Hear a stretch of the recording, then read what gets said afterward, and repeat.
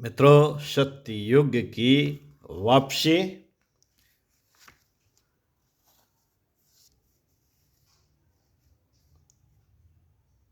KD5 लेखक श्री राम शर्मा आचार्य आपको पढ़कर सुना रहे थे।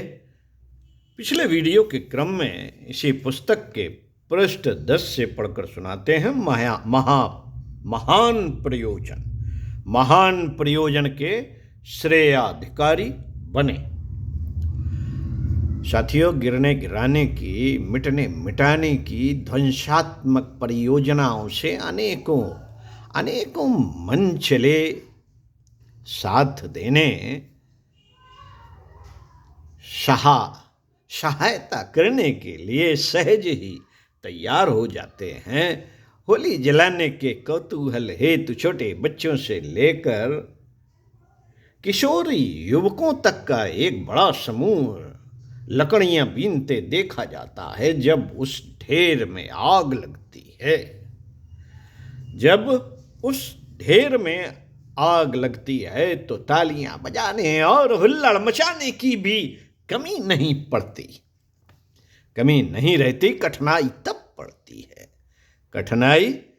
पड़ती है जब छप्पर छाने की आवश्यकता पड़ती है। बुलाने पर भी पड़ोसी तक आनाकानी और बहानेबाजी करते देखे गए हैं। तब काम अपने बलबूते ही आरंभ करना पड़ता है। कवि टैगोर ने ठीक ही कहा था कि यदि सत प्रयोजन की दिशा में कुछ करना संयोना हो तो एकला चलो रे की नीति अपनानी चाहिए। गीताकार के परामर्शानुसार सारा संसार जब मोह निद्रा में लंबी तान कर सो रहा हो, तब भी योगी को प्रचलन के विपरीत जागते रहने की, जन सुरक्षा की हिम्मत जुटानी चाहिए। मित्रों, निविड़ अंधकार से निपटने के लिए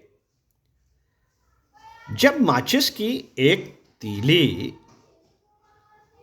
अपने को जलाने का साहस संजो कर प्रकट होती है, अपने को जलाने का साहस संजो कर प्रकट होती है, तो दीपक उस तीली के बुझने से पहले ही अपने को ज्योतिर्मय कर लेते हैं।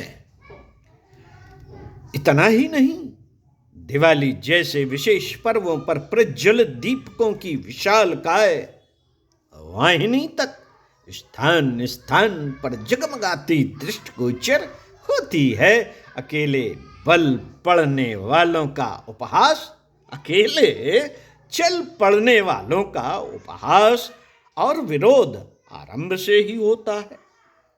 पर जब स्पष्ट हो जाता है कि उच्च स्तरीय लक्ष्य की दिशा में कोई चल ही पड़ा, तो उसके साथी सहयोगी भी क्रमशः मिलते और बढ़ते चले जाते हैं।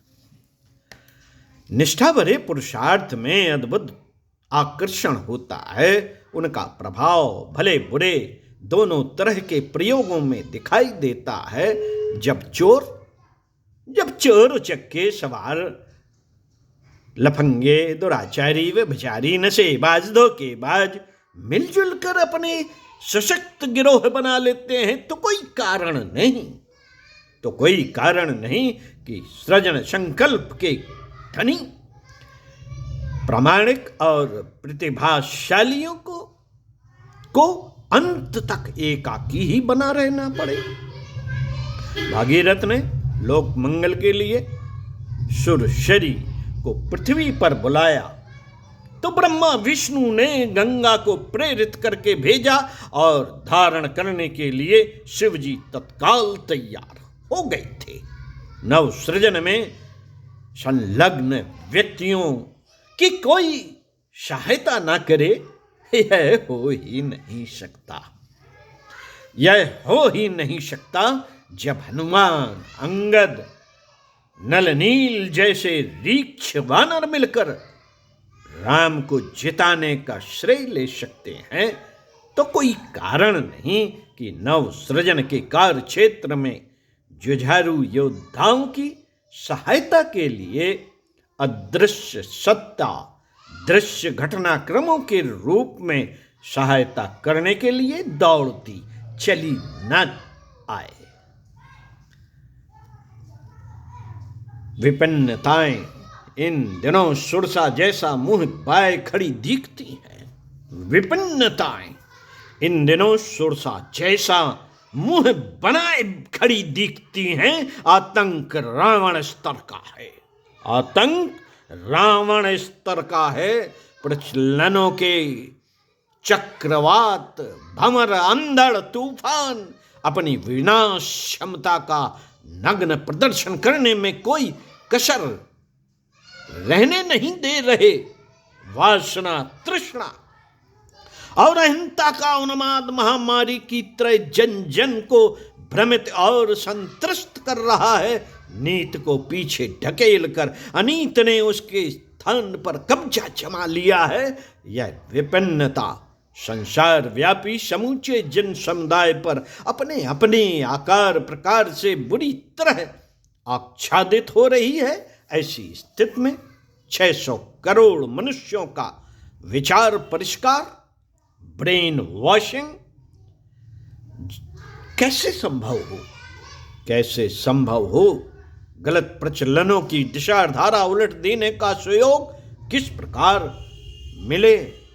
जब अपना छोटा सा घर परिवार संभाल नहीं पाते तो नया इंसान बनाने, नया संसार बसाने और नया मानवीय, नया भगवान बुलाने जैसी असंभव दिख पड़ने वाली सृजन प्रक्रिया की विजय श्री वर्ण करने की सफलता कैसे मिले? प्रश्न पे प्रश्न, उत्तर हमें तलाशना है। निसंदेह कठिनाई खड़ी है और उसे पार करना भी दुरूह है, पर हमें उस परम सत्ता के सहयोग पर विश्वास करना चाहिए। उस परम सत्ता के सहयोग पर विश्वास करना चाहिए जो इस समूची सृष्टि को उगाने, उभारने, बदलने जैसे क्रियाकलापों को ही अपना मनोविनोद मानता और उसी में निरंतर निरत रहता है। मनुष्य के लिए छोटे काम भी कठिन हो सकते हैं, पर भगवान की छत्र छाया में रहते कोई भी काम असंभव नहीं कहा जा सकता। विषम बेलाओं में अपनी विशेष भूमिका निभाने के लिए तो संभवामि युगे युगे